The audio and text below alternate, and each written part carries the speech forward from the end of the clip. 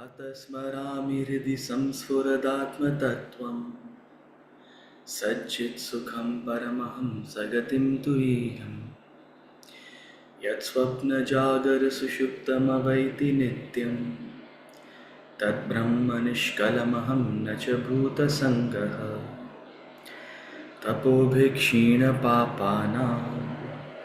शान्तानां वीतरागिणां मुमुक्षूणामपेक्षोऽयम् आत्मबोधो विधीयते बोधोऽन्यसाधनेभ्यो हि साक्षान्मोक्षैकसाधनं पाकस्य वह्निवज्ञानं विना मोक्षो न सिद्ध्यति।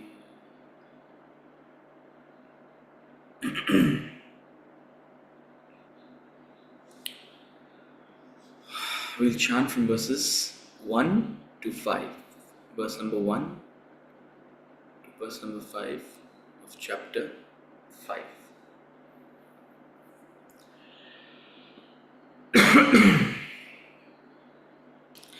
Arjuna uvacha Sannyasam karmanam Krishna Punaryogam cha samshasi Yachreya etayorekam Tanme bruhi sunishchitam.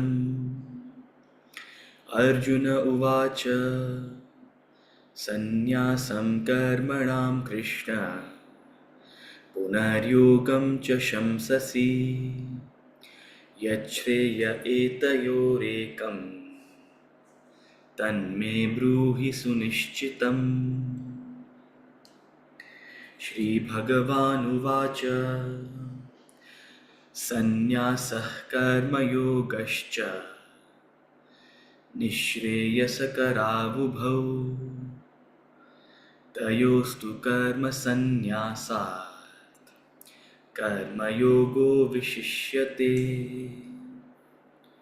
Sannyasam karma yogascha Nishreyasakaravubhau Tayostu karma sannyasat Karma yogo vishishyati.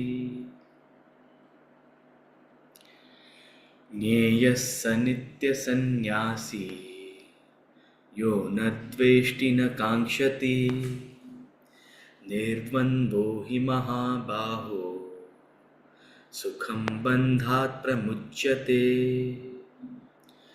Nyeyah sanitya sannyasi Yo nadveshti na kankshati Nirdvandvo hi mahabaho Sukham bandhat pramuchyate.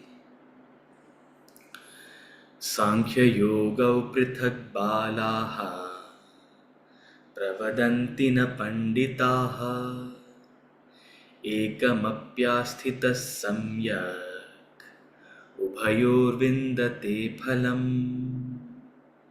Sankhya yogau prithak balaha Pravadanti na panditaha Ekamapyasthitas samyak Ubhayor vindate phalam. Yat syankhya prapyate sthanam Tadyogairapi gamyate. Ekam sankhyam cha yogam cha Yah pashyati sa pashyati. Yat syankhya prapyate sthanam Tadyogairapi gamyate. Ekam sankhyam cha yogam cha Yah pashyati sa pashyati.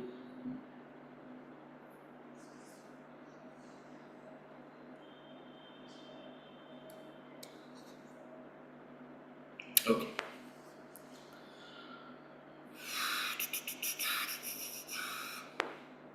Hari Om everyone. And now you can unmute yourselves. Hari Om. Hari Om. Hari Om. Hari Om. Hari Om, everyone. Hari Om, sir. Hari Om. Hari Om. Hari Om. Hari Om. So we'll start with the question. I was asked a question on someone on WhatsApp, and I thought I'd share it with the class because I think it's very relevant. It's a very pertinent question because the topic of giving is very it stirs a lot of thought in people. So we talked about giving a couple of classes ago, wherein of course we reiterated that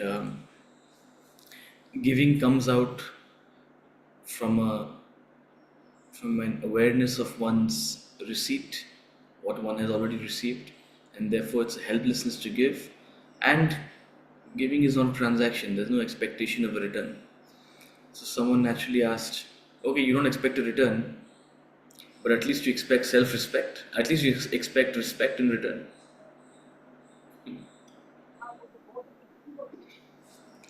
Someone's volume is on.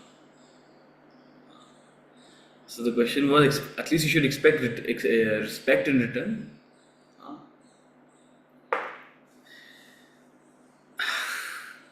Why are those two things related? If your partner, that means if your partner is not a very charitable person, you won't respect them. That means if your partner is not a giver, you won't respect them. Respect in a relationship and a charitable disposition are two unrelated things. Respect in a relationship is, of course, a given. Unless two partners respect each other, there can't be a relationship. There'll always be a conflict. But that has nothing to do with, oh, I'm getting respect in return for my giving. The respect is not something you get in return for your giving. The respect is what is the foundation of any relationship when two people come together, because the whole purpose of a relationship is to help each other to grow. And unless and until you get an environment of mutual respect and space and freedom and non judgment, it's very difficult to grow with the other person. Oh, I will respect you only if you are already perfect, if you're already charitable. Who are you to judge your partner, or vice versa? Who's your partner to judge you? You deserve my respect only if you're charitable. So respect in a relationship doesn't come out of one's charitable nature. Oh, I'm giving them, they should at least respect me in return. Those two things are unrelated. Even if you want that big of a charitable person, even if you want that big of a giver, your partner should respect you. Unless you are a daitya, unless you are a rakshasa yourself, then it becomes hard for your partner to respect you also. But everyone has so much of good in them, so much of bad in them. The whole foundation of a relationship is that you accept the other person as they are and give them a space to grow. And that requires an acceptance and mutual respect. That everyone will grow at their own pace, everyone will learn at their own pace. So giving and respect are two different things. Don't confuse the two. Your partner must respect you and you must respect them, regardless of whether you're a beginner at a charitable disposition or you're an expert in charity. Those are two different things. So I thought I'd address this to the group because I thought it's a very pertinent question. A lot of you, even though you may not have asked it yourself, were nodding your head.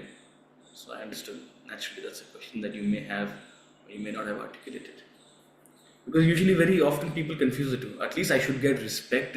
You should get respect nonetheless. Huh? And if you're not getting respect in a relationship, knock and have a very candid conversation with your partner. Because So maybe the word respect people use, they also mean acknowledged. no, I clarified that to see, naturally, when there is respect, there will be acknowledgement. Where there is respect, there will be communication. Where there is respect, there will be acknowledgement. Right? So, again, acknowledgement for the good you do and the bad you do. It's like acknowledgement is the other person's awareness of who you are and what you're doing. That is given in a relationship. If you're doing something good, they should acknowledge it. If you're doing something bad, they should acknowledge it. Hey, you're going wrong. Hmm? Acknowledge doesn't mean sit on your head and tell you what to do. Acknowledge like a friend without judgment. So,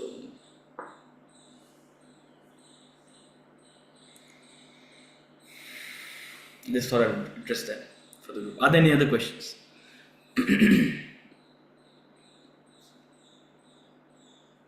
Yes, Rashmi ji. Uh, there's a question from verse 40. Mm. Lost in their terrestrial last paragraph. Lost in their terrestrial involvement, they stagger through life, riddled with doubts and suspicions, never at peace. Such people meet their own destruction. So I wanted to understand, such people meet their own destruction. What kind of destruction do they really meet? Do we meet actually?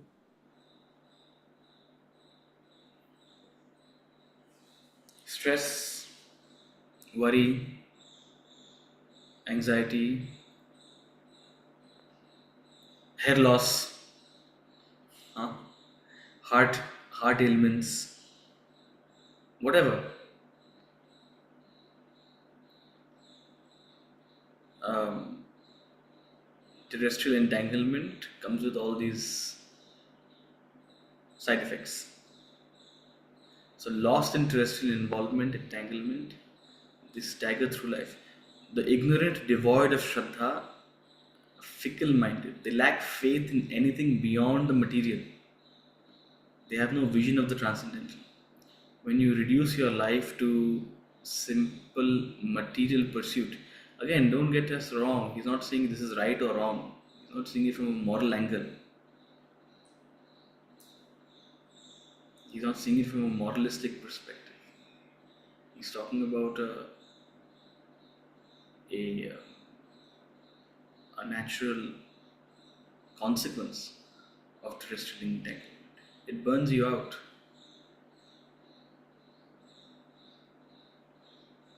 So, their own destruction means their own self imposed suffering and consequent degradation, ultimate destruction.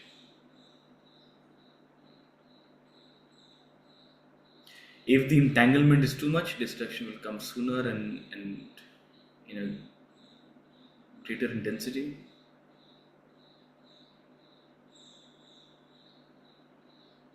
Like the destruction of the Kauravas, of Dhritarashtra, came. If the entanglement and involvement is less intense, then it'll be gradual, a gradual decay. Right. So even the respect which we are demanding, when we give, isn't that entanglement, and it will lead to destruction? No, they're two unrelated things. And second of all, you're not demanding that in, as I said, you're not demanding that in return of giving. Mutual respect is the foundation of any relationship. It's not a demand. It's like it's Expectation. it's not even an expectation. It's like you need a machine needs to be well oiled to function. Uh, a machine needs to be lubricated to function. Mutual respect is a lubricant which will help this machine function. Otherwise, there'll be Class. friction. There'll be unnecessary friction. So it's not as much a demand as much as, oh, you're entering something, you need to give it that basic oil. So don't look at it as as a demand, more as a necessity for a relationship. And not only respect from the other, you have to give them respect also. Don't only see it one way, right? So otherwise, see, okay, if there's no capacity to give the other person respect and freedom, don't enter the relationship. Forget relationship with partners, even relationship with in a business relationship, even relationship with a customer. It requires that a mutual trust and a mutual respect. Their money is involved, so we at least pretend to respect. So it's in any relation, in a friendship. Forget a partnership, even in a friendship. If you don't have that mutual respect, if you're judgmental of a friend, then it sours. Difficult to sustain. Yeah. Thank you. Any further questions? If not, we begin today with chapter 5, the yoga of renunciation of action, karma sannyasa yoga. It's that day when I'm going to take a pop quiz from all of you. You know what the pop quiz is?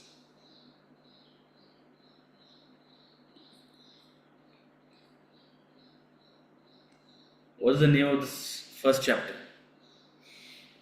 We are in the 5th chapter. Anyone remember the first name? First chapter? Arjun Arjun Vishad Yoga. Vishad Yoga. Arjun Vishad Yoga. Arjuna Vishad Yoga, yoga of Arjuna's Vishad, despondency. What's the second chapter? Sankhya Yoga. Sankhya Yoga, the yoga of knowledge, Sankhya, yoga of philosophy. Somebody else, what's the third chapter? The easy one. Karma Yoga. Action. Yoga of action. Action. Yoga of action. Too much of knowledge, don't fill yourself with too much of this knowledge. Get on to act. The yoga of action. What is the 4th chapter called? Renunciation Gyan Karma of action Sannyas Yoga. in Jnana wisdom. Karma Sannyasa Yoga. The yoga of renunciation Of action in wisdom. wisdom. The yoga of renunciation of action in wisdom. Jnana Karma Sannyasa Yoga. And now we're in the 5th chapter called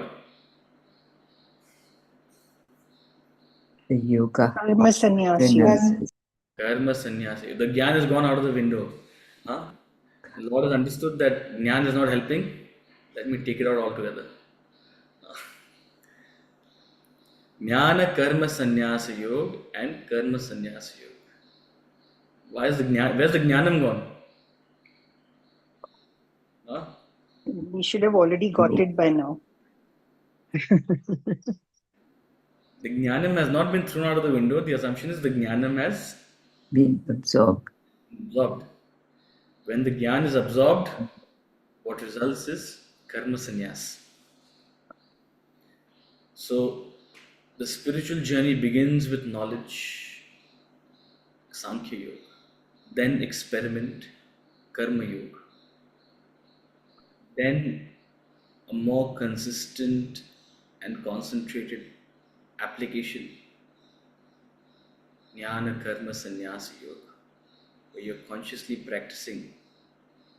And when that knowledge is actually internalized through further revision, through experiment, through experience, you reach a state of maturity called Karma Sannyasa Yoga. Karma Sannyas is not the beginning of the path. हम तो सब कुछ छोड़ छाड़ के चले गए हैं. Anyone wants to talk about a spiritual person? They left the material world. No, Karma Sannyas is an advanced stage. I won't even say intermediate stage. It's a relatively advanced stage. Right? And even when there's Karma Sannyas, you don't physically leave necessarily. In fact, a lot of people who come to that state where they are, where where they take certain decisions from a perspective of sannyas. It may appear as a sudden decision, but a lot of work is gone internally in the person, consciously or unconsciously.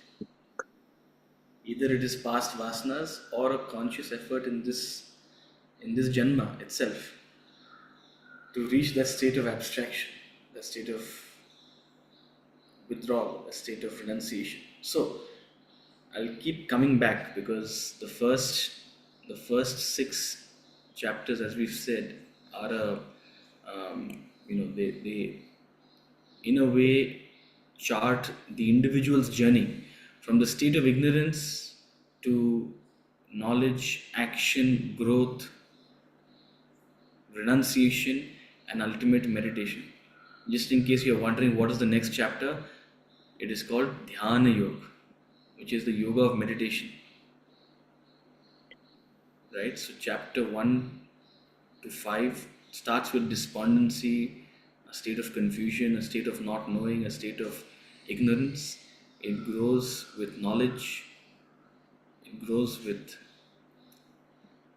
an instruction, then an experiment, then a more consistent and deeper application.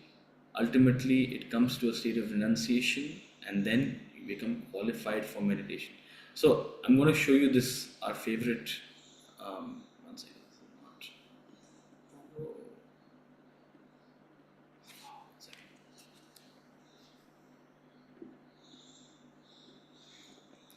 Is it becoming bigger? No. Okay. Yeah. Stages of the spiritual path.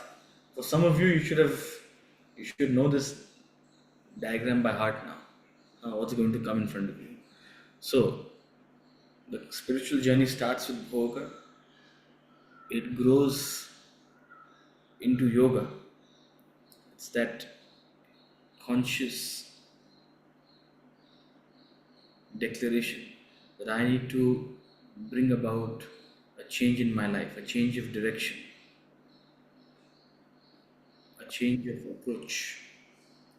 And that through that yoga, you reach a state of uparati, a state of renunciation, a state of withdrawal. So, this is where we are actually, really. What we've done in the first 4 chapters and now where we've reached is going to be describing a state of uparati, renunciation, sannyas, vairagya, one can say, right? One who has attained the state of vairagya is qualified to be a sannyasi, one who has reached the state of uparati. So, uparati means pratyahara. Remember, we were talking about the Ashtanga Yoga, 8 limbs of yoga: Yam, Niyam, Asan, Pranayam. They lead to Pratyahara, the 5th limb. So, in many ways, this is synonymous with the 5th limb of, this is the 5th limb of yoga, Uparati. So, it's quite an intermediate stage, or one may say an a relatively advanced stage, the second half. A state of mental abstraction in a person, a state of withdrawal in a person. The best way to understand it is how you relate to something once you sort of grow above it. Maybe childhood is a very distant example. You have gained complete sannyas you've gained complete mukti from the childhood world. But imagine yourself maybe 10 years ago. You may be reaching a certain age right now, or maybe for some of you 20 years ago. In terms of how you were trying to be socially, how you were trying to be from a perspective of your career, how you were trying to be from a perspective of your financial situation. You had certain priorities. And now, in many ways, you have learned from life and those priorities have changed. How do you relate to those things? How do you relate to back in the day you wanted to be part of some kitties and you wanted to be part of some social circles. Now, how do you relate to it?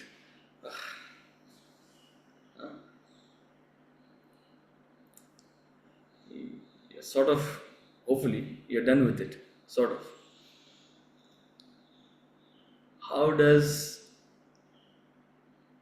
a person at the cusp of, say, starting their career relate to their childhood or to their school going age? It's a state of abstraction, it's a state of a distance. You've gained a mental distance from it.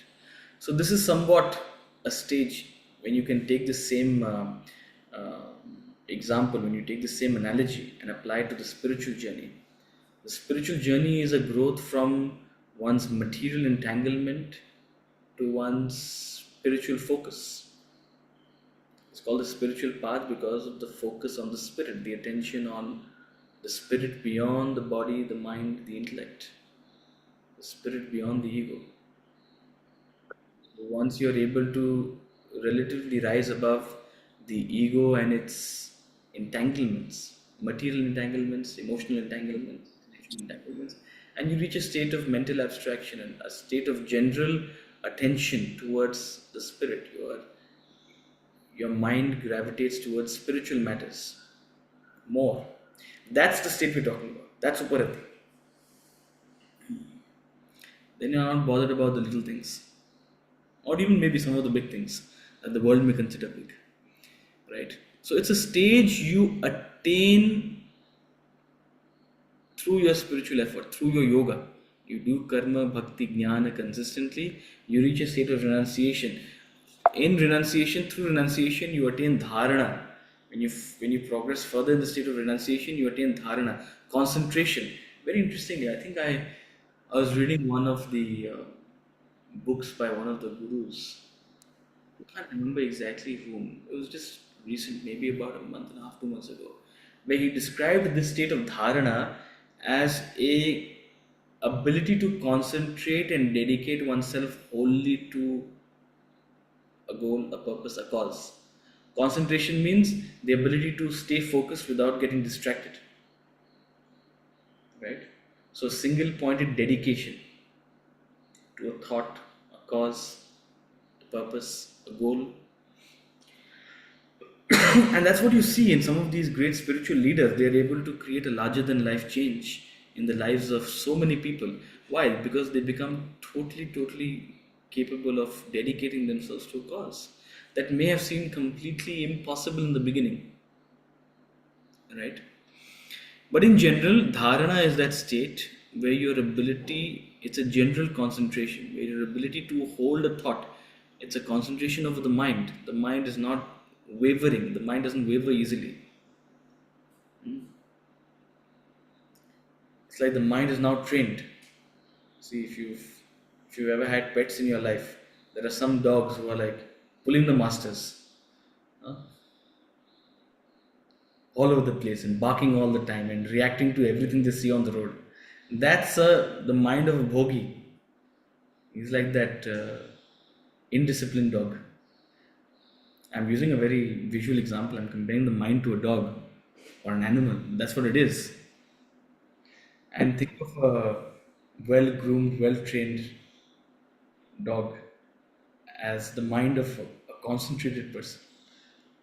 One that doesn't jump around easily, one that doesn't react to everything, one that is not easily disturbed. That is the state of concentration where you gain the ability to hold the mind. It doesn't come easily. You see? Ultimately, dharan leads to dhyanam. Your capacity to concentrate leads you to a state of meditation. And in meditation, sustained meditation, you attain the ultimate purpose of the spiritual journey, samadhi. Samadhi. Total equanimity. Samadhi. So here's where we are. We are here. In this chapter, we are here. Uparati. Right?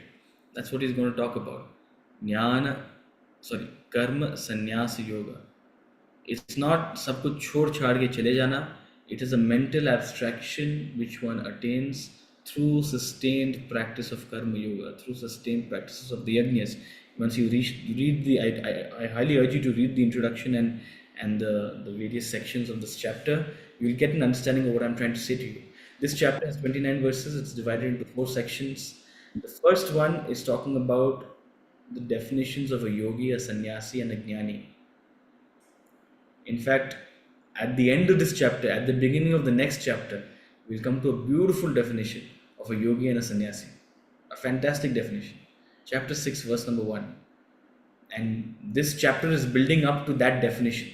It's building up to that verse. Right? Don't jump to that verse yet. We are in chapter 5. We'll come to chapter 6 soon enough. But here he'll talk in the first 6, 7 verses about a yogi, a sannyasi, and a jnani. It'll come from Arjuna's question. And then he'll talk a little bit about how these three people, or whether how these three stages of one's spiritual growth, how a person relates to action in these distinct stages, how one's own transformation happens, and how they relate to the world and how they relate to action. So, how a yogi relates to action, how a sannyasi relates to action, how a jnani relates to action. Beyond the state of a yogi and a sannyasi, what is the state of the Supreme Being, the enlightened, the jnani? He talks a little bit about that, and thereafter he clarifies renunciation precedes meditation and realization. A very important lesson that we keep harping upon. Meditation is no doubt an advanced stage, it's a goal one and each of us have to attain. But one cannot meditate without achieving the state of renunciation. Renunciation is a prerequisite. It precedes meditation, and meditation precedes realization. No realization without meditation, and no meditation without renunciation. No renunciation without yoga. Right? You've got to put in the hard yards. So he reiterates that and comes to a wonderful understanding. We start with verse number 1. So if I may ask, so both say the yoga of renunciation of action, and the fourth it's written in wisdom, and the fifth is also the yoga of renunciation of action. So does fourth means that you gain the knowledge of renunciation of action in fourth, and in fifth you do renunciation in action? No, it's the other way around. In 4, you apply yourself with wisdom, with knowledge. You don't get thrown off by the word wisdom. Wisdom, you're trying to gain wisdom, and in your pursuit, you're applying yourself in and through actions. You're trying to absorb and you're trying to apply the spirit of yajna in your activities. Right? When you perfect that, you gain renunciation from action. So it's the other way around. Renunciation is in effect. What you have to practice is knowledge. You have to put the knowledge into practice. You can't practice renunciation. Renunciation is an effect of putting knowledge into practice. One cannot try to be a renunciate. One becomes a renunciate when they put this knowledge of karma, this knowledge of yajna into practice. And that's what he's talking about. And of course, it doesn't happen overnight. It doesn't happen by just gaining the knowledge. So therefore, there's a period application. That is why you have chapter 3 and 4 before 5. A lot of knowledge was given out in chapter 2 and 3. But that period of 4 in between 3 and 5, the chapter 4 is only highlighting that knowledge you have gained must be applied, must be put into practice.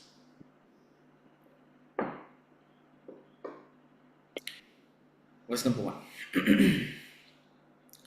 Arjuna uvacha sanyasam karmanam Krishna punaryogam cha shamsasi yachreya etayorekam tanme bruhi sunishchitam.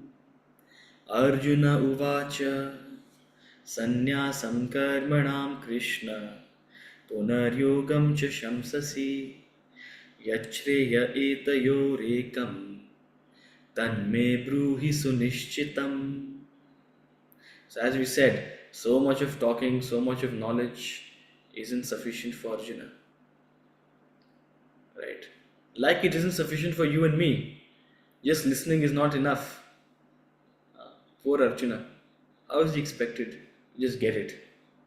Just because Lord Krishna said it. No guru can give you wisdom. A guru can only give you knowledge along with the direction.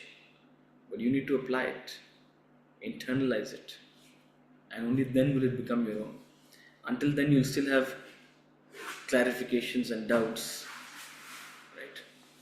So that's very evident from Arjuna that he hasn't got the finer messages that Lord Krishna is trying to convey. But Lord Krishna is eternally patient. Any teacher is very patient with a student. So long as a student is earnest, a teacher is always available to address their queries.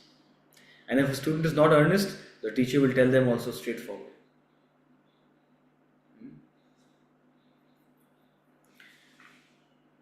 So Arjuna says, O Krishna, you praise renunciation, sannyasam, karmanam, renunciation of action. You praise renunciation of action, and again yoga, the path of action. So you praise renunciation of action and you praise action. Tell me conclusively, please. Sunishchitam. Sunishchitam means conclusively, clearly. Nishchit means certain. Sunishchit means completely certain, absolutely certain. Tell me clearly, which one of the two is better? Oh Krishna, you praise renunciation of action on the one hand and yoga or action on the other hand. Tell me which of the two is better. A very similar question Arjuna had in chapter 3. Anyone remember that question? In the beginning of chapter 3. Yes, sir. They ask, is the path of knowledge is better or the path of action is better? There he used the term, you tell me, you glorify knowledge and at the same time you make me do this action. Which of the two is better, knowledge or action? There his question was about knowledge and action.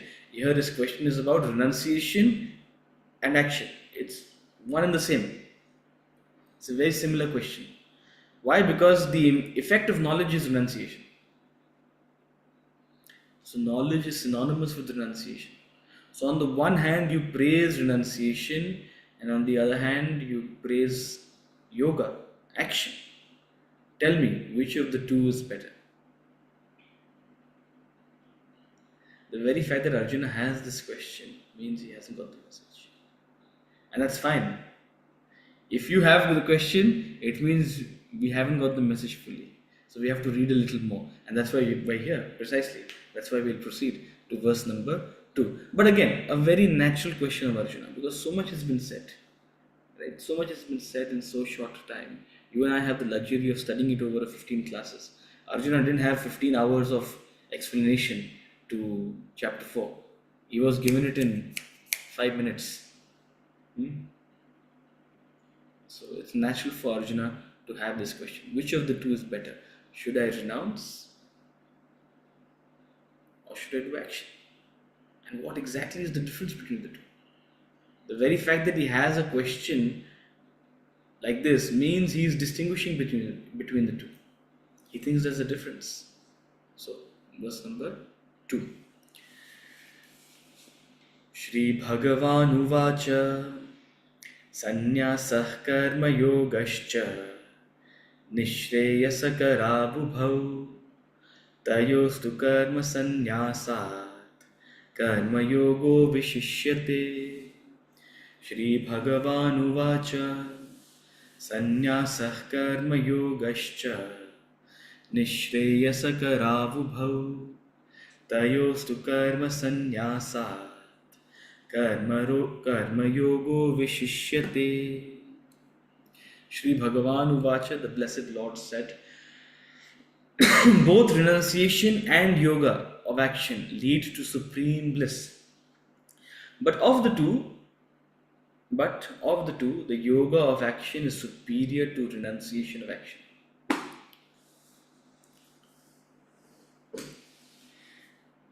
The Blessed Lord said both renunciation and yoga of action lead to supreme bliss. But of the two, the yoga of action is superior. Which of the two is better? Was Arjuna's question. Because he asked, which is better? The Lord is answering in these terms: action is superior to renunciation. What does he mean? On the one hand, I'm showing you this diagram. On the one hand, I'm showing you this diagram where the spiritual journey starts with yoga. When Arjuna or Krishna are talking about yoga, they mean karma bhakti jnana, yoga of action. And the next stage, the more advanced stage, the more evolved stage, is uparati, renunciation. Arjuna's question is uparati better or yoga better?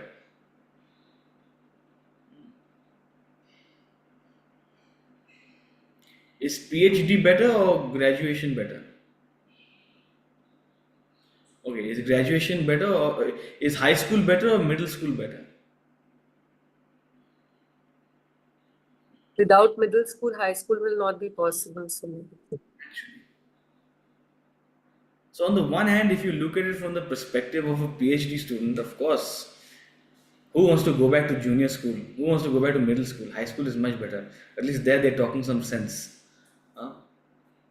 But from the perspective of someone who is 10, 12 years old, who is fit to be in middle school, which is better? You place a middle school student in a classroom of high school, they'll be lost, confused. So for Arjuna, Lord Krishna is saying, even though renunciation is a more advanced stage than action, than yoga, even though uparati is a more advanced stage than yoga, he says yoga is better, is superior than uparati, than renunciation.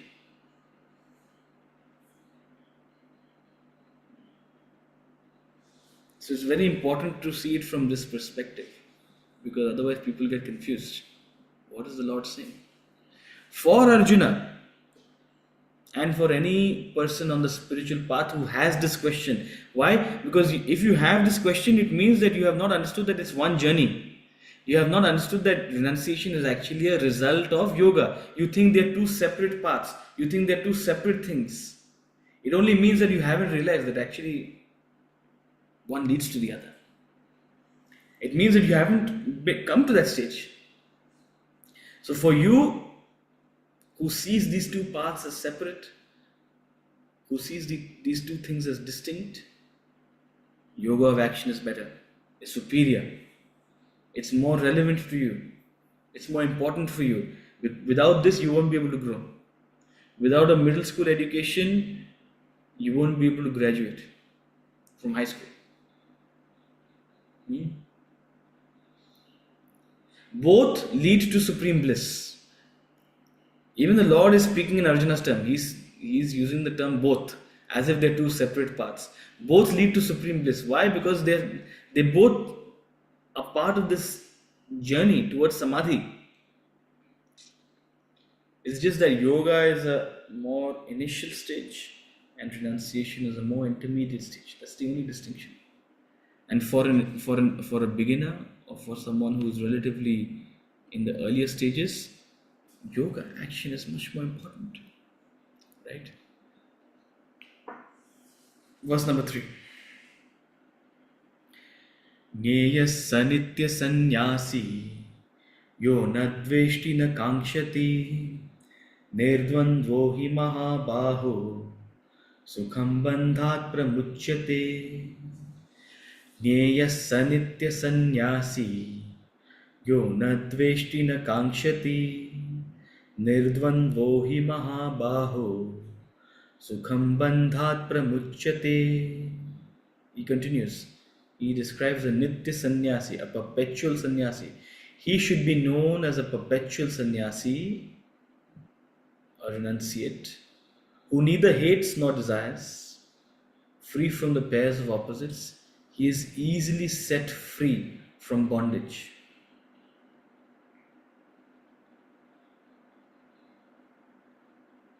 So he's describing the state of a nitya sannyasi. He's describing the state of a true renunciate, a true ascetic.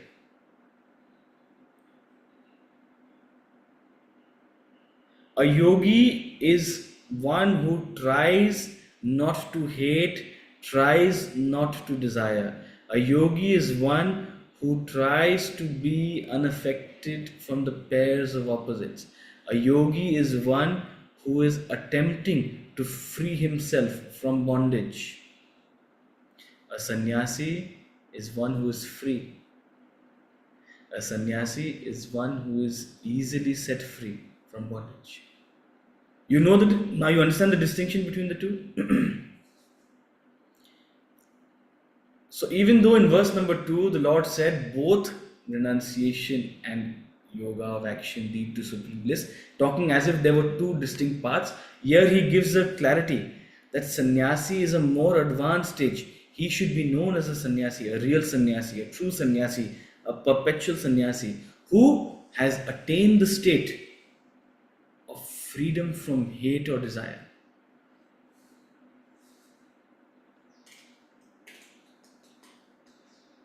There's a perfect state of understanding, there's a perfect clarity, there's a perfect detachment, there's a perfect objectivity, free from the pairs of opposites. They understand this world is an admixture of change. This world is a constant oscillation between opposites. Without one, you can't have the other.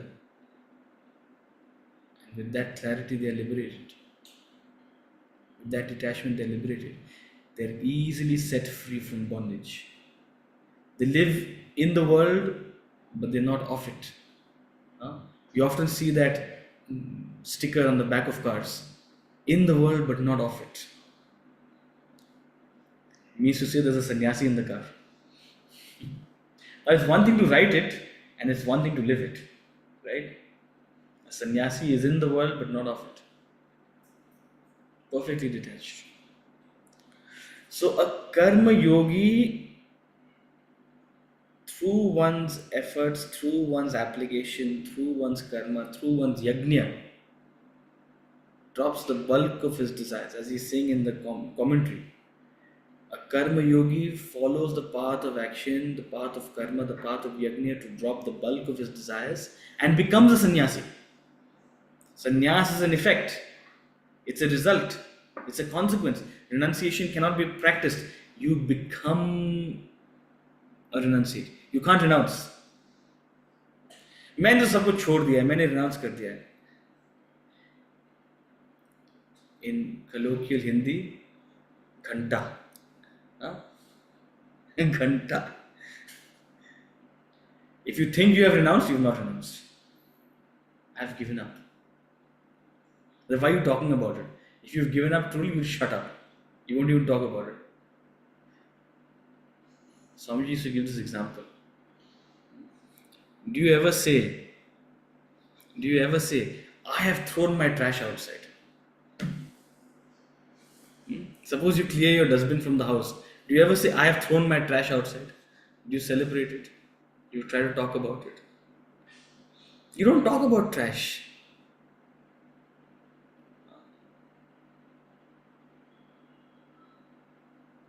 If you're talking about trash, there's something wrong. So what you've renounced, you realize is meaningless. If you're talking about it, I have renounced that. And as if you want some pat on the back. Oh, well done, well done. Wow, what a great person they are. A renunciate doesn't see themselves. See, do you pat yourself on the back? I have grown up above toys. Oh, I'm so great. I am not attracted to my children's toys anymore. Huh? If you try to praise yourself for such things, there's something wrong with you. So, renunciate will never have the feeling, I have renounced. I have done something great. No. But renunciators move to something bigger and better. If you have that sense that I have renounced, it means you haven't renounced. You're still stuck there. You're trying to appear better than others, that's all. So, a Nitya Sannyasi, a sannyas is an effect of your karma. And there's no self consciousness in sannyas. There's no sense of grandeur in sannyas. One doesn't feel that one is great. No. It's a liberating feeling, it's a freedom. So, he clarifies sannyas is actually an evolved state, and he continues.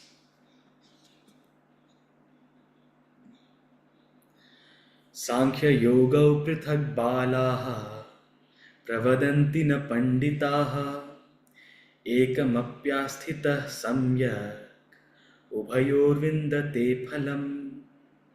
Sankhya Yoga Prithak Balaha Pravadanti na Panditaha Ekamapyasthitah Samyak Ubhayorvindate Phalam. Memorize this verse.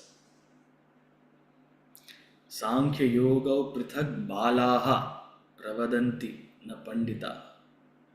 Children, Balaha, not the wise, not the Pandits, the true Pandits. Children, not the wise, speak of Sankhya and Yoga as different. Sankhya is the knowledge which leads one to renunciation. Sankhya is the knowledge about that state of renunciation. And yoga is the practice of that very same knowledge to help one attain the state of renunciation. Sankhya is knowledge, yoga is action. In many ways, this is the conclusion of the Lord's answer to Arjuna's question in chapter 3. His question was, which is better, Sankhya or Yoga? And a similar question was here. Now he is ready to hear the truth. Even though he has not got the full message, he is ready to hear a more direct message. The Lord didn't say this then. He said this now. Children, not the wise, speak of Sankhya and Yoga as different. Children, not the wise, speak of Bhakti and Karma as different. Children, not the wise, speak of Jnanam and Bhakti as different. Children, not the wise, speak of Tantra and Jnanam as different. Of Raja Yoga and Karma Yoga as different. They're all children. Why? Because they don't understand that these are different stages of the same journey, relevant to seekers of different gunas, different qualification, different natures, different temperaments. That's all. That's the only difference. When you're able to see that they all culminate in the same goal, they're all different facets of the same path. And once you become established in one of these practices, you attain the fruit of all of them. So, based on your temperament, based on your nature, whatever you are attracted to, whatever sings to you, whatever makes sense to you. If this knowledge, this discussion doesn't make sense to you, but bhajans and kirtans make sense to you, please, by all means, if this knowledge and discussion doesn't make sense to you, but chanting makes sense to you, by all means. Because very often, I hear this on both sides. Either it is jnanis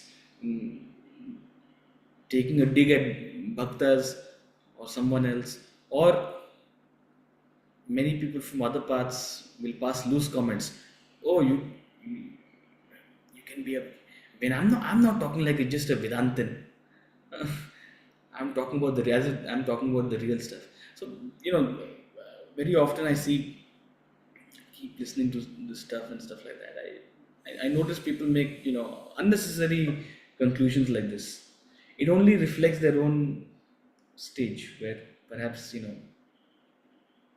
they haven't got it. Children speak of these as different paths, depending on your nature, your temperament, and your your one is not superior to the other. They're all relevant to different types of seekers. And in fact, they're different facets of the same journey, they're different stages of the same journey. So becoming established in one, and you'll only be able to establish yourself in one if you have the temperament for it, if you have the readiness for it. Then naturally you will attain the fruit. What is the fruit? Samadhi. If not Samadhi, Dhyanam. You'll attain a state of meditativeness, a stepping stone to Samadhi. Right? So all these practices help one reduce the bulk of one's desires, improve the quality of one's desires, shift the direction of one's desires. Swamiji puts it beautifully. He says, Karma Yoga reduces the bulk of your desires. Bhakti Yoga improves the quality of your desires. Jnana Yoga shifts the direction of your desires. They all have a path to play. In fact, it's not that you need one path and not the other. You are an admixture of all the temperaments. You need little bits of all the practices. You need a little bit of jnanam and Vedantic study. You need a little bit of karma. You need a little bit of bhakti. You need a little bit of ritual practice. Some kind of, hatha, one would say. Hatha yoga.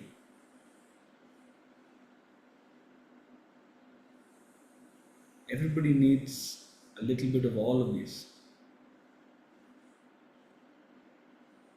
And your consistent application establishes you and leads you to the result of sannyas, of meditativeness, and ultimately of samadhi. We'll conclude here and we'll continue our discussion in the next class. Happy to take up any questions.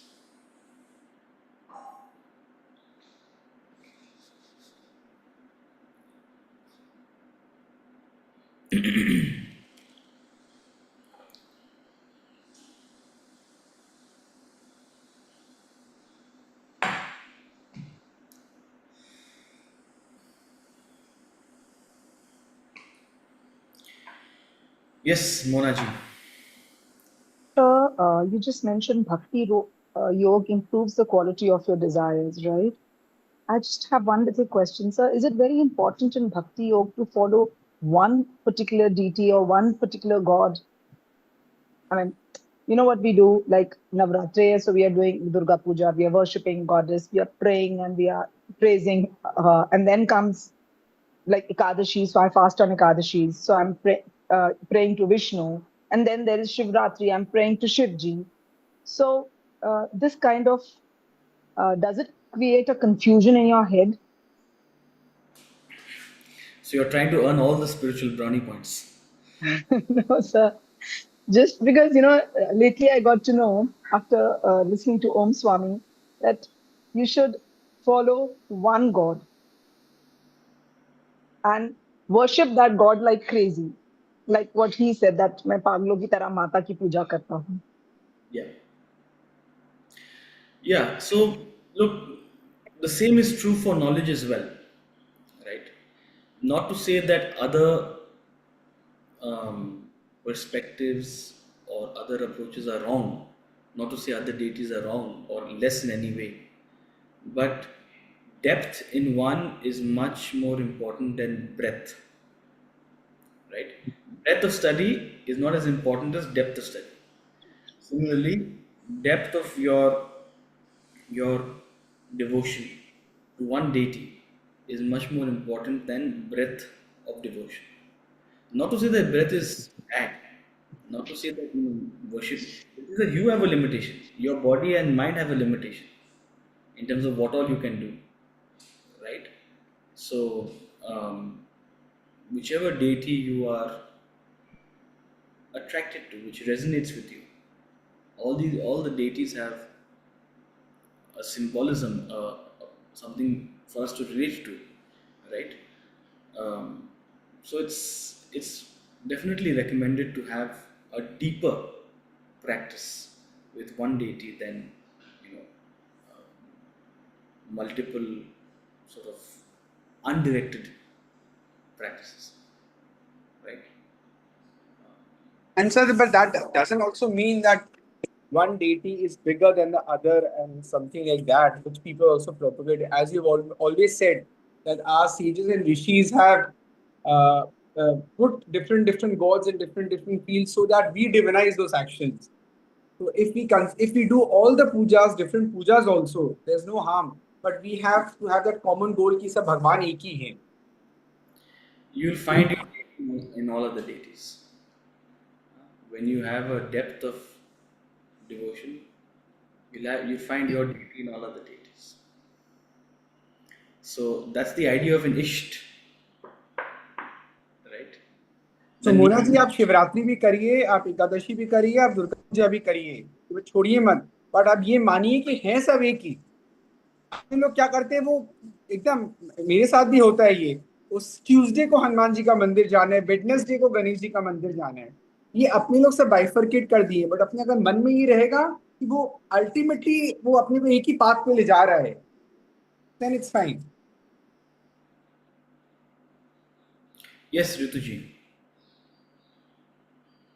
Yes, sir, of course, the same discussion, and it has been discussed also.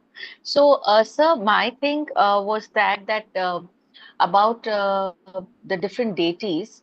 Maybe, sir, it's been why there are these different times when there are different pujas and the different occasions like Navratri and Shivratri and others, because that's the way one can be at it through the year, I guess, also.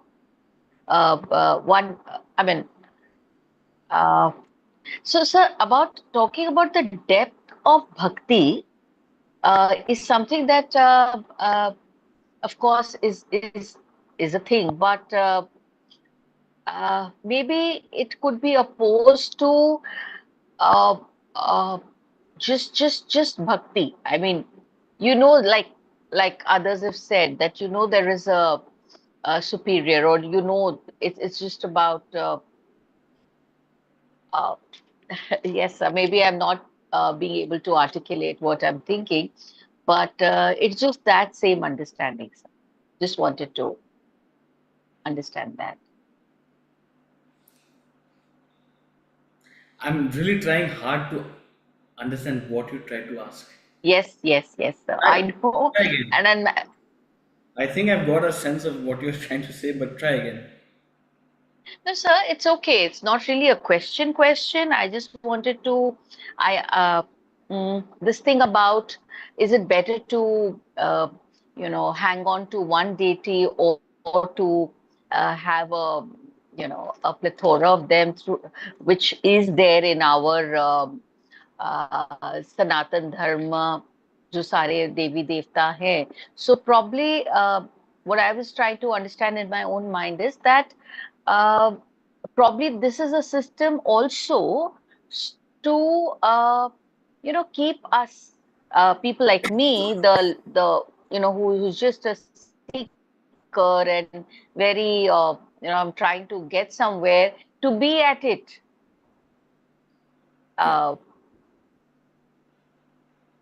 Yeah, no, the spiritual path is not a part-time pastime, it's a full-time awareness. And the deity is only meant to help you relate to the divine, help you connect to the divine. So you connect to the nirguna through the saguna, right? A deity is a saguna, an expression with certain qualities of the nirguna, of the ultimate. And that saguna is what is relatable to you based on your gunas, right? So in fact, on a personal level, I found it very hard, you know, after a long time, I said maybe Krishna is my Ishta. But different people have different approaches and sort of, you know, even the need for a deity comes at different stages of the journey, right? And it also depends on the extent to which you have sort of the bhakti guna in you, right? So if you are more intellectual in your approach, and not to say dry and superficial, when I mean intellectual, when you're more analytical in your approach, what matters more is the jnanam than the deity itself. Not to say that the deity is not important. It's just what you know. For you, it's not bhakti of a certain deity. It is bhakti, right? So, not to say that it is not important for someone else, or that tomorrow it might not change for you. Maybe tomorrow my own practice will grow into, sort of a very specific sadhana of a specific deity. But that said, at least the direction we have always been given in answer to Monaji's question is that choose one and go deep. Right? Even while studying, we were told it's not wrong to study another Swami or another Guru, but take one and go deep with it. And let me tell you, it has paid dividends. Because I have gone deep in one, I am able to relate to all. Right? Today I'll see a lecture of Om Swami and it'll fill me with so much joy. I'll know exactly what he's trying to say. Today I'll watch a Sadguru who has a very different vocabulary than Om Swami. You'll put them together and one will feel one is speaking Greek and the other is speaking, I don't know, Russian. In their vocabulary, in their styles, but you will realize that they're saying the same thing. Yeah. If you've gone deep in one, and if you've gone deep in someone like Swami Parthasarathi, who has a totally different vocabulary than the other, so your depth in one helps you relate to all. In fact, your depth in one deity will make you relate better to all deities. So it's a parallel, right? Uh, your love for Hanuman will grow with your depth in your bhakti for the Devi. Right? So, whatever sings to you, that is what is meant for you, and stick to it. That's the idea. Yes, Rashmi. Yesterday I felt that my faith was tested, like the total surrender. When we talk about total surrender, but when actually a situation comes and you feel that your faith is tested, I felt that I was not even 10% there because there was anxiousness in me. And I was discussing it with my husband today, and he said that it's okay to be anxious. So that is where my question comes, that is it okay to worry although you want to believe in that faith and that surrender? It's a process, like you say. Everything is okay. If you don't worry, you're perfect. Right? And you understand you're not perfect, so you will worry. It's all a question of how quickly you're able to bring yourself back to awareness. And even if that's not possible, how quickly you're able to acknowledge that, okay, I'm not able to do it. Right? And you sort of come and show up again and try to perhaps, go deeper in your learning and understanding. So it's a process. It's you know, if you're already perfect, then you don't need to come here. If you already don't have, any worry or anxiety or confusion or doubt, then you don't need this class. So may your faith be tested a lot more. Yeah, actually, today I felt in the morning that I was anxious in the night, and it's not a good thing. But ठीक है. So, Stop seeing things in terms of good and not good. It's just a thing.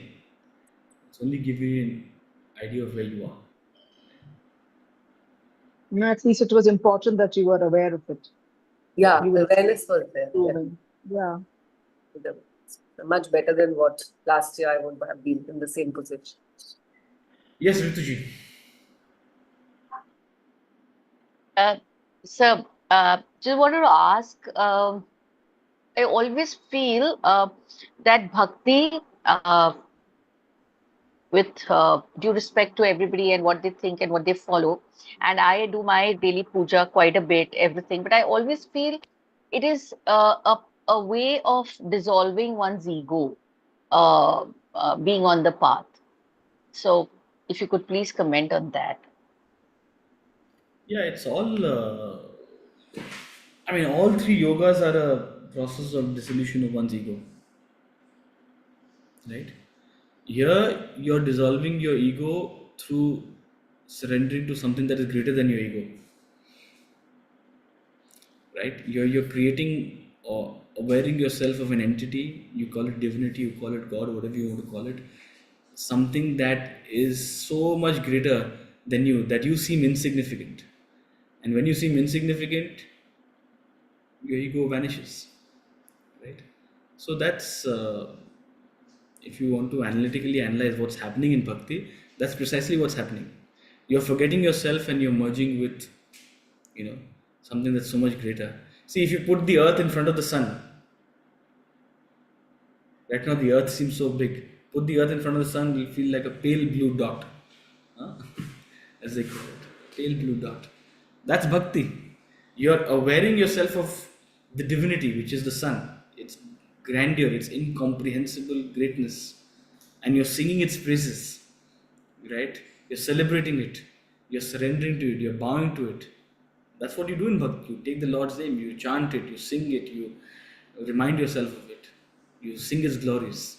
It's like awareing yourself of the grand sun and placing yourself right next to it, like you're placing the earth next to the sun. But in all humility, sometimes I feel I don't even know if there is a sun at all, but that doesn't matter. All I know is that I'm insignificant and that there is no I. I'm just trying to, again, sir, think aloud. Please pardon me for not, again, clearly expressing what I'm saying, but One thing is to say it, and the other thing is to truly believe it or truly recognize it. And it just seems to me that it's hard to recognize it without acknowledging that there is a sun. God knows what the sun looks like and feels like. We don't know what exactly the sun is. Talking in terms of, okay, we don't know exactly what God is, but it's very difficult um, to sort of recognize one's insignificance without acknowledging that there is or there may be something beyond, you know, one's comprehension. So on the one hand, we're not dogmatic about, okay, this is exactly what God is, but at the same time, one cannot just simply say, oh, I don't know if there's a God, but I'm insignificant. It's they go hand in hand.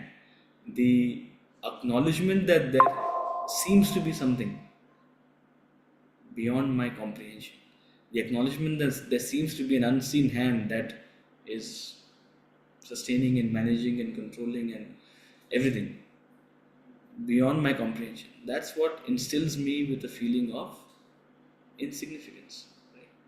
So I think they go hand in hand. It's very, I don't know if it's possible. It seems quite difficult to have one without the other. Right? thank you, sir. But Similarly, if you sing the praises of God and still have a big fat ego, it means you haven't acknowledged God. You're treating God not as some